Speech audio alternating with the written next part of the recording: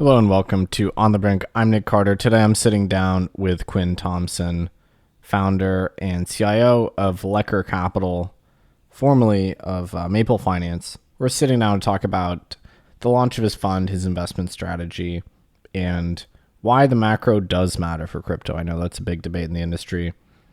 We also dig into the ETF rally, the halving, whether it's a catalyst or not, structural sellers in the market, and Quinn's macro perspective. Really excited we're able to get this episode in. Quinn has been a good friend of mine for a long time, and we're pumped to have him on the show. Let's dive right in.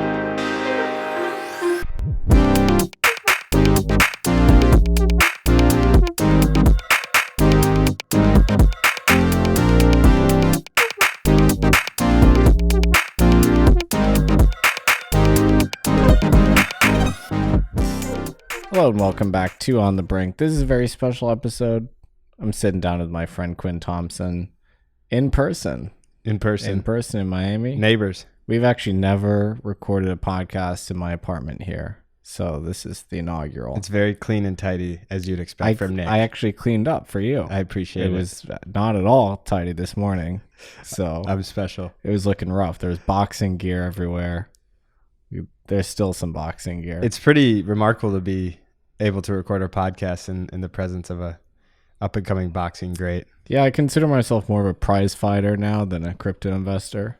Well, luckily for you can do both. Welcome to the show, Quinn. Thank you for joining us. Thanks for having me. So let's start with you have an interesting career pivot on your hands. Obviously, you're head of growth at Maple for a few years, and now you have an exciting announcement. So will you share with us your next move? Yeah, absolutely. So starting this month, I'll be transitioning out of Maple to launch and be CIO of a liquid macro crypto hedge fund called Lekker Capital. This strategy is really born out of my personal investment approach to the digital asset space, which is combining, taking macro data points, traditional measures and metrics, and applying those to the crypto ecosystem, understanding the correlations between how interest rates and liquidity affect, the broader crypto economy, and expressing views largely around digital asset related trades, whether that's crypto equities or liquid tokens, or, depending on the environment that might shift. So we've known each other for almost 3 years now. I would say you're certainly one of the more astute traders that I know. And That's very kind. I know a lot of crypto traders, let me tell you that. What was it that kind of gave you the confidence to sort of take this leap and start a fund? I mean, it takes a lot of guts to do it. Yeah. Well, first you just go for it and don't think about the downside. But no, it's been a while in the making. Even before I got into crypto, I was when I was in the traditional world in the credit space, was going to join a hedge fund. Got deeper into crypto, decided to make the jump. After my first role in crypto, before I joined Maple, I was going to join a liquid hedge fund as well, and saw the opportunity with the team at Maple to join a really rapidly growing company that I believed in. And here we are a couple of years later after that run, and really been building this track record, credibility, and brand across the space, establishing myself, and I think refining my investment process as well. There's a lot you learn living through the volatility of a crypto cycle or a few of them. And, I believe strongly in the returns and promise of the space, and want to hopefully provide that value to LPs. So, markets were picking up. I was building this track record and started having conversations with potential investors, and it just made sense, the timing, because these things take a while to get set up. You have to, prove yourself over time, and the sooner you can build the track record, the better. Yeah, so there's obviously a lot of funds that trade liquid crypto back and forth, but you take more of a macro view, so you're kind of using crypto names primarily to express macro views. Is that fair to say? Yeah, that is. It's a debated topic in the space. I think on the one hand, you have the crypto natives, many of whom are like diehard technologists and come to this space from less of a Wall Street background. They're entrepreneurs and builders, engineers, and building these projects and protocols and companies through the market conditions no matter what. They've weathered multiple cycles and have this very optimistic view. I think that's one approach. We see it most commonly in venture within the space, as we know, investment capital has been dominated by the illiquid venture portion. And then you have this other side, which is the macro. These crypto natives, no one wants to believe macro is that impactful. And then on the macro side, you have people that think everything is macro and the fundamentals don't matter. And so I'm a believer that the middle ground is somewhere in the middle. Sometimes it skews in either direction, depending on the market regime. And my expertise coming from the traditional credit and markets world is in that macro space. And when you're deep in there, you kind of see these different correlations and linkages between liquidity factors, interest rates, how equities are moving, how that plays into crypto equities, potential knock-on effects from strength in crypto equities to the crypto market. When Microstrategy's stock gets bid up and there's a huge premium that allows them to buy more Bitcoin, these things matter. And so taking this approach, I think, it's maybe a more measured approach from just a pure on-chain crypto native style where it's long only. I'm putting risk on and getting long in times when I think the macro backdrop's really supportive and trying to express more defensive or neutral relative value or arbitrage opportunities when things are more sideways. So this weekend, we were actually at an Easter brunch together. Shout out Bucella. That was a good one. Mike Bucella threw an Easter brunch, which was exceptional. And you were telling me to look at the 10-year, and then lo and behold, you kind of a bearish view of the 10-year rallied. And then yesterday, it did. Can you explain like what you feel the relationship is between the 10-year and then crypto? Yeah, so it dates back to, if you think about this, maybe I'm going too deep here, but if you look back to, let's say, going into 2023, everyone was calling for a recession, and this view ended up being very wrong, and people got raked over the coals for that if you were calling for a recession. But as always, there's more nuance to things.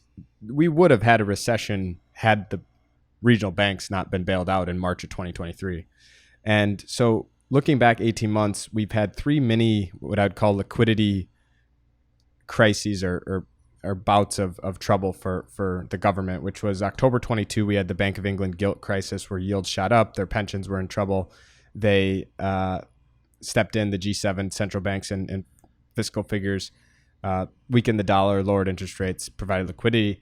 6 months later was March 2023. We had the regional banking crisis in the U.S., backstopped all the FDIC deposits above 250, bailed banks out, and then provided the BTFP, which was a liquidity facility for banks to save their underwater treasury positions. 6 months later was October 23, which was the rise in U.S. Yields. You had people on CNBC calling for potential 10% yields on the 10-year. And then obviously we had a huge reversal. Yellen came in and they reduced the duration of their government debt issuance. So why I lay that out is it shows that although the economy is healthy and resilient, there's kind of cracks along the way. It's not this resoundingly positive picture, and that's where you get conflicting views on the macro. But why interest rates matter? We saw it in 2022 when broader tech multiples and crypto got really hit. But it's the underpinning of the whole financial system. And in today's, where we sit today, is the economy's stronger than let's say less people are calling for a recession. The economy's somewhat strong. Maybe labor's weak in certain areas, but it's strong, and things are going well, with the biggest red flag being liquidity and interest rates. And the problem is the government has an ever increasing amount of debt they have to issue. These things play out over very long periods of time, but their tools to buffer that issuance have waned. So they drained the reverse repo facility from 2.4 trillion to 0.4 trillion, 400 billion in the last year and a half.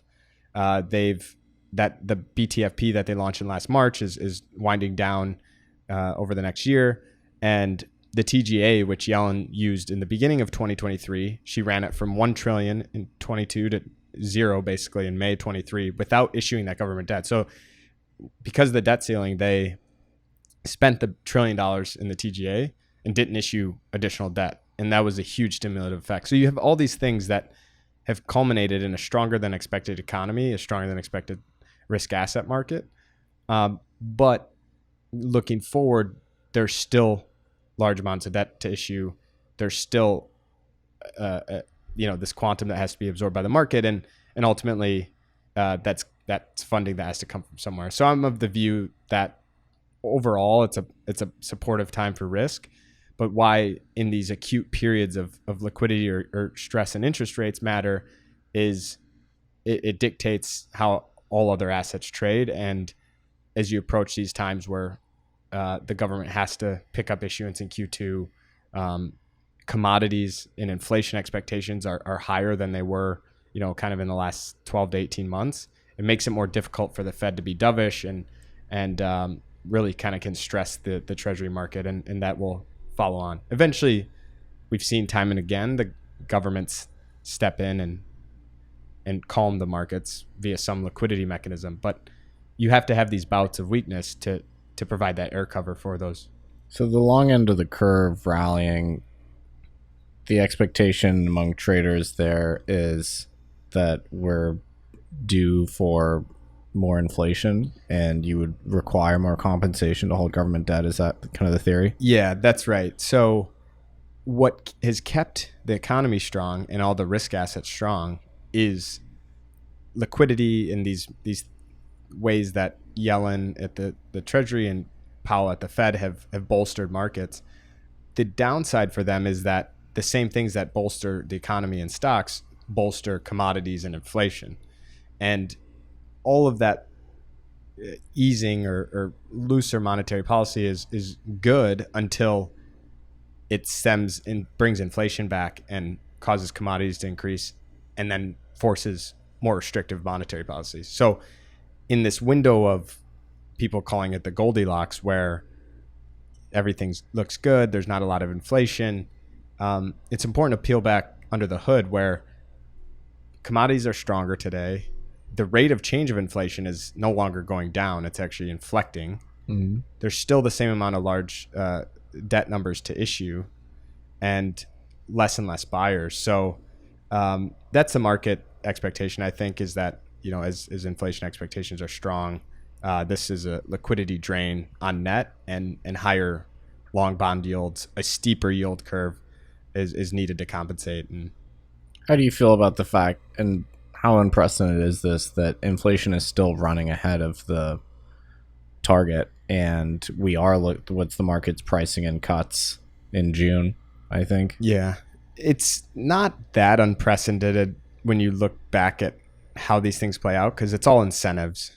At the end of the day, Yellen and Powell and the folks in charge, they want to get reelected. The way to do that is a strong economy or to increase their odds. So they're trying to thread this needle of no one wants to cause a recession and unemployment to spike, but they also can create a problem on the other side if inflation spikes back and Biden has to get on TV and calm the American people on inflation. If you actually look back to this period of 1966 to 1980, there was about 4 or 5 peak to trough in inflation. And everyone has very short attention spans, so wants inflation and deflation and inflation to cycle in and out by the month. But actually, the average time peak to trough was about 2 years in that time. And we peaked in middle of 2022 in inflation. That means we're probably troughing right about now, and should see, the way these inflation cycles work, it come back. And 10 to 30 year treasury bonds at 4.5% don't make a lot of sense if inflation is not going back to 2 for the next 5 years. You're losing a ton of real purchasing power, and in reality there should be a term premium, probably that lifts those yields to 5 or 6 to account for that volatility of inflation. From the U.S. government's perspective, it's kind of the lesser of two evils, yeah, right? Because they have to service their debt. Structurally, there's fewer buyers of the debt. China and Japan appear to be divesting, as far as we can tell. And we're spending more at the same rate as in the depths of COVID. Yeah. So something has to give. And it seems to me like they are willing to accept higher inflation in return for the economy, for the government debt not crowding out the entire economy. Yeah, it you can date back to early civilization that shows the most palatable way to deal with this is inflation. And that's ultimately what you kind of have to choose, because you will get fired out of office if you cause half the country to lose their job and stop the inflation. But you probably keep your job for at least 4 years if it's only their grandkids that lose their jobs. So, I mean, it seems like they're talking out of both sides of their mouth, giving lip service to getting inflation down, but then engaging in cuts. Yeah, these actions are the last that I laid out, where they ran down the TGA in early 23, bailed the banks out in 23, skewed debt issuance to coupons versus duration. Those are all yield curve control, monetary, manipulation. But put yourself in their shoes. They're not going to come out and say, hey guys, we told you 2%. We need it to now be 4 in order to grow our way out of this. Just bear with us. It's just going to take 5 years. You're low income. We know you can't afford much, but it's going to get worse before it gets better. That doesn't sell as well. Right. I mean, I don't know where debt to GDP is today, maybe 120-ish%, something like that. Given that context, there's only a few ways out. One is a demographic miracle. Like, I guess in the 70s, women entered the labor force. In the 40s, post-war, we had, significant growth in the baby boom, a productivity boom. Some new technology is invented. Maybe it's AI. That's what some people think, right? Or a kind of an inflationary reset. Or we could default. Yeah. Also, I don't think we're going to default. Is that you see it the same way? Yeah, exactly. It will be inflation. And whether, historically the last 10, 20 years, we've really had more monetary asset inflation than we have goods and services inflation. Long host of reasons, globalization and cheaper, relative production elsewhere in the world. And that's sort of reversing and has an inflationary effect too. So in reality, it's good to have some level of inflation. You just can't have it get out of control, and policymakers will choose to maintain some level. But these things take a long time to play out, and that's why I think having these views and understanding where the tides are shifting, but not getting too lost in the sauce there, and being able to bring it back to, day-to-day markets, managing risk. So returning to crypto, I mean, a lot of Bitcoiners kind of expect that we're in this period of monetary repression where basically the savings of the private sector are confiscated to restore the government's debt position. But at the same time, when yields are high, crypto tends to sell off, or when yields are rising. So what is the interplay there as you see it? Yeah, it's more of the rate of change and the implications of those rising yields. If yields are steadily rising kind of slowly, we saw this middle of 23, we've seen this start of this year even, where the 10-year bottomed at 3.8 in late December and is back to kind of mid 4s now, but has been a pretty controlled rise. That, to market participants, equals more of a strong economy. Rates should be higher, growth is higher, and it's less of a bad thing than, oh no, inflation is spiking. It becomes problematic when the long end of the curve tightens financial conditions basically in replace of the Fed. We had Powell at his latest press conference come out and say, yes, we revised up our growth projections for the year. Yes, we revised up our inflation projections for the year, but we're still on the same exact cutting path that we were in December. Doesn't make a ton of sense. I get it. It's a long game. They don't even have inflation in their projections, which you'd imagine are biased. They don't even have inflation back to 2% for the next 2 years. So he's attributing it to bumps in the road in the process. But bringing this back to crypto, yes, and broader risk assets, if the Fed or monetary is too dovish, that it sends inflation expectations, commodities higher. The long end of the curve tightens financial conditions by itself without the short end of the curve being dictated by the Fed. And overall, that's bad for multiples, bad for growth, and kind of that's markets. It's supposed to work that way, where things are getting too frothy and there's a natural meter that kind of brings it in place.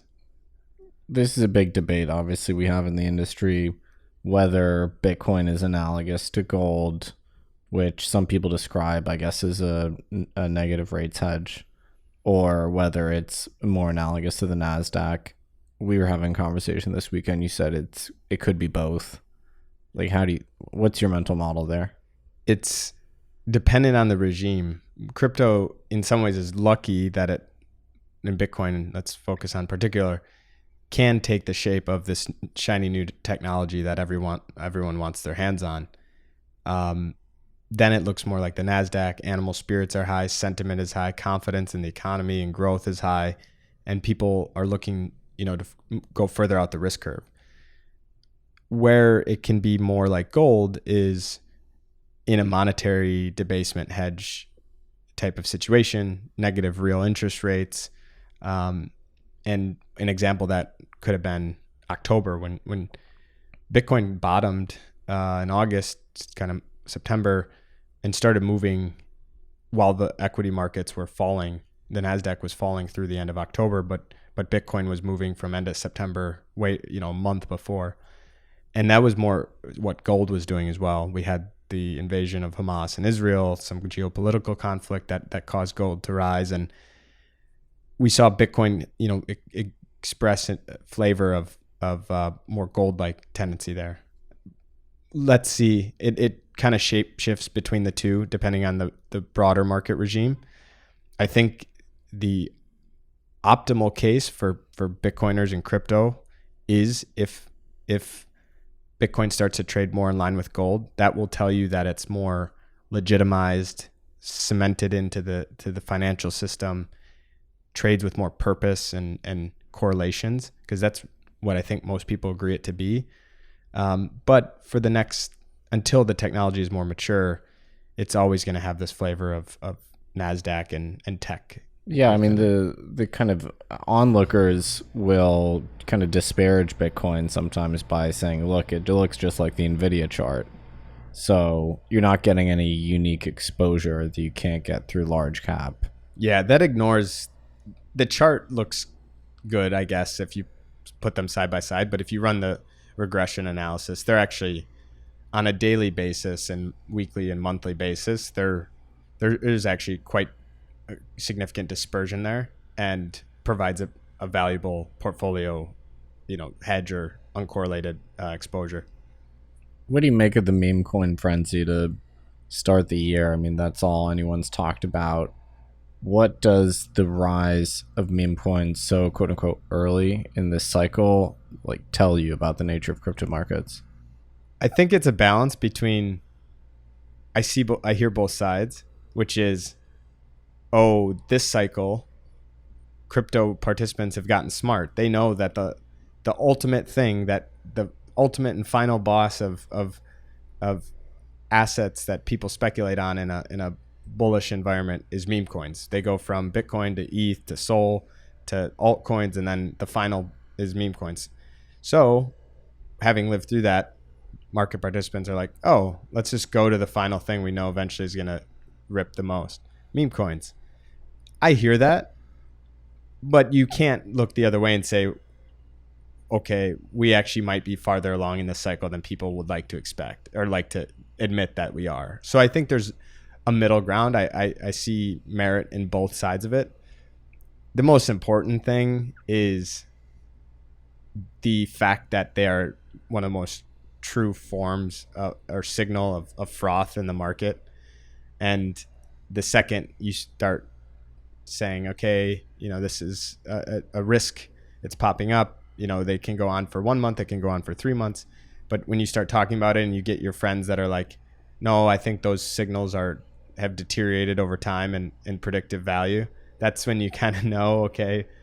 And then you start getting more pushback. So it's a measure of froth. The ETF flows gave this market a huge second wind following, a little bit of a sell-off in January around the launch. And it's not great. It's not a time when you see meme coins ripping that you want to be, going very, very, very risk on and adding leverage. I think you need to take qualitative and quantitative. There's measures, right? Like qualitative, it's a sign of excess speculation. People aren't happy with the 1x that Bitcoin's going, so they're speculating further out. But then quantitatively, that's more supply of assets on the market. That's more liquidity that goes into these non-core assets that gets sucked up. And it does eventually reach a tipping point, which we may or may not have seen. So it's important to pay attention to it. Yeah, I mean, it's one of the... I guess I'm fighting the last war in that I saw the meme coin frenzy and it made me think that maybe we were further along in the cycle than we might have expected.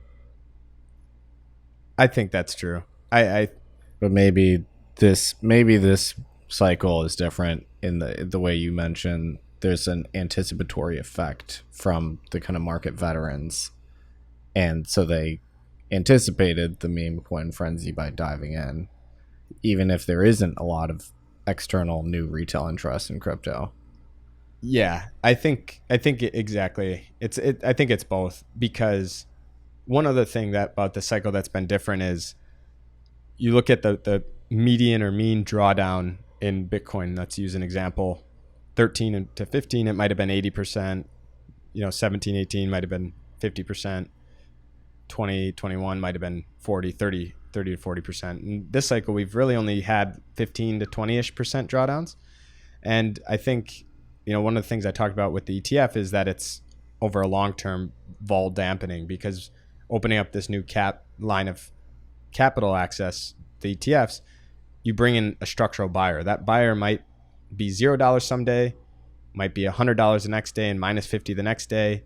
There's going to be outflows from the ETFs at some point, but it's not, the ETFs don't open up negative, and so this creates more dampened downside volatility, which over the long haul is really good. And I was having this conversation of this is the super cycle and things. Well, I think to me, the definition of a super cycle is just reduction in the volatility of every 4-year cycle. It's like a super cycle, you might still have 30 or 40% dips, but then we finish the year higher or something, versus these disastrous. And I think that ETF is the start of that, because it's just starting to trade more like a mature asset where things just don't go straight up for a year and down for a year and up. Like that's kind of like child's play. Yeah, I have the same theory that obviously there was institutional, quote unquote. That's not one homogenous category. There's lots of different kinds of institutions. There was institutional participation in Bitcoin before, but there seems to be a new breed or genre or type of allocator, especially if you have Bitcoin perceived as a portfolio asset within some kind of target date portfolio or some all-weather portfolio where you have a defined allocation to Bitcoin, to gold, to equities, to fixed income, whatever. If you have rebalancing those portfolios, that sterilizes volatility. Mm-hmm. Because when Bitcoin sells off, if you have a 5% target, then you buy more. And if Bitcoin rallies, you trim it. So to the extent that is how some of these large buyers think about Bitcoin, I think it's volatility dampening. Yeah. Onto my least favorite topic, the halving. That's due, I think, on the 20th of this month. Yeah, 19th, 20th. What do you make of it? I've been on the record since last halving or before saying that I don't think it has a meaningful, I don't consider it informational shock at all. Yeah. Which I don't think anyone who understands finance would disagree with me on. What do you make of the sort of the halving dynamics here? Yeah, this one is, I feel like no matter what you say, if it's one of those where people, if they believe it's a huge catalyst, will find the price movement in the chart that shows like, oh, it was bullish around the halving. Obviously, there's those global liquidity ones that line up well. I think it's a data point, and I think that it's less important than fundamentally less important than everyone kind of touts it to be, but it can have psychology effects on the market, people's behavior, and positioning going into the event. So I do believe that the halving is not this thing that it once was, when annual inflation was at a much greater percentage relative to the total supply. I mean, we're talking about a reduction of annual issuance by less than 90 basis points. Exactly. So that used to be, hundreds of basis points and really impactful. But I do also believe that there were probably ETF buyers, traditional institutional investor interest, people looking to quote unquote front run the halving, knowing that it's always played out in this manner. And that is, in my opinion, probably some of the impetus for recent Bitcoin buying and ETF inflows. So that has an effect on positioning. The date of the halving, being a couple weeks out now, I think you kind of get an ETF-like day where it's this highly anticipated event that we know everybody is looking at and we know is generally viewed bullishly. So you won't have the market completely falling out before then. Same with the ETF. We saw volatility increasing as we got close to the ETF, because day one of the ETF flows could have been a 10 billion, would have been the most positive catalyst ever. Flows could have been negative 2 billion. No one knows. So you have volatility increasing, and markets are in somewhat bolstered leading up to that event. So my thesis is it plays out similarly to the ETF in that it's this kind of target date. No one wants to get too bearish ahead of it. No one wants to sell off to 50K ahead of it, because expecting market participants will buy in anticipation. And the upside, the upside could go, but we need a more supportive macro environment. So I kind of think, oddly enough, the halving being around April 19th, 20th lines up to when about, I think, broader macro rolls over, when inflation and commodities and interest rates start to really kind of show their teeth again, and expect that we get a more extended correction / regional top end of April through May, maybe middle of June. But I'm also hearing this more and more talked about now. So, that's never a good thing for your views if it's becoming consensus. Yeah, so I think we had similar views coming into the ETF. My predictions for the year were that we would tap 80, which we came very close to that, but that the week of the ETF approval, Bitcoin would be flat down, which it was. But of course, we had a rally leading up to the ETF as it became more certain. Is that the kind of thing you expect? There's a significant anticipatory effect, whether it's first order or second order, people anticipating the anticipation of others as we come into the halving, then kind of a sell the news type event, and then sort of headwinds thereafter. Yeah, that's my overall take. Weakness into that date is not a good sign to me. It means things are a bit leakier than you would like to see. For example, around the ETF, prices ran up to 49. From kind of the 20s in October when we started hearing about it. Right. And you can kind of look at this window of, okay, we had these huge ETF flows. The market was pricing in some continuation of those flows. We've scaled those flows down to some negative days. It's a bit choppier. And the market is settled in this 60,000s, mid 60s area, plus or minus. And, going into the halving, you would like to see a stronger, impetus up. If that doesn't happen, it actually indicates even potential more weakness on the backside of it. And this mid-late April date you are focusing on for macro catalysts, where in the data do you get that from? Yeah, so there's a number of indicators and aspects to the process that point to this, but looking at the yield curve, interest rates, and kind of how intra-week, intra-month cycles play out, you usually get some initial scares in the steepening of the yield curve and rising rates. you can look back to these periods in February of 23, July of 23, some moments in 2022, and the market kind of usually shrugs it off. We've seen, like I said at the beginning, interest rates are up 30 to 50 basis points this year, but stocks don't care. And so you get these little bouts. We had one in to start the year, the first couple of days of the trading year in January. We had one around some of the inflation prints and Fed meetings, but the markets just shrugged it off. But the problem is it's getting to a point where you can't no longer shrug these off as one-offs. Commodities are still ripping, inflation expectations, etc. And at some point, third, fourth, whatever it is, times the charm. And so I kind of think, using some of that framework and the way charts and things trade, I kind of see mid-April as being a potential tipping point.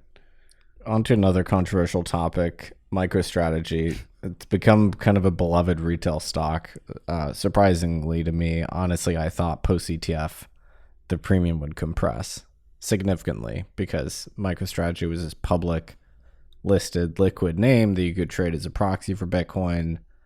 Now there's a pure play alternative. I was surprised by the enormous premium to the underlying.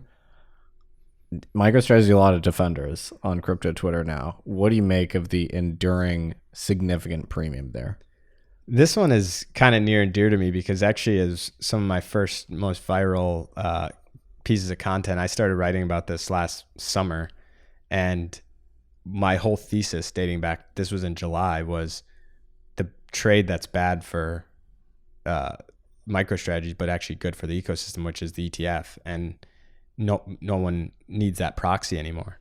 So I actually had this trade on in August of 23. It worked out. I actually like a convergence trade? Yeah, the long BTC short MSTR. Had it on actually on the day of ETF launch as well when I thought it would sell the news. But yeah, I haven't been in since, and gladly, it's a very risky play to be doing when there's momentum in the market, because ultimately what you're doing is you're longing Bitcoin and shorting MicroStrategies, and MicroStrategies is levered Bitcoin. So you're putting a floor by longing Bitcoin, how low MicroStrategies can actually go relative to that. And it's a tough, people talk about this in terms of gamma and short gamma, type of style. So it's a dangerous thing to put on.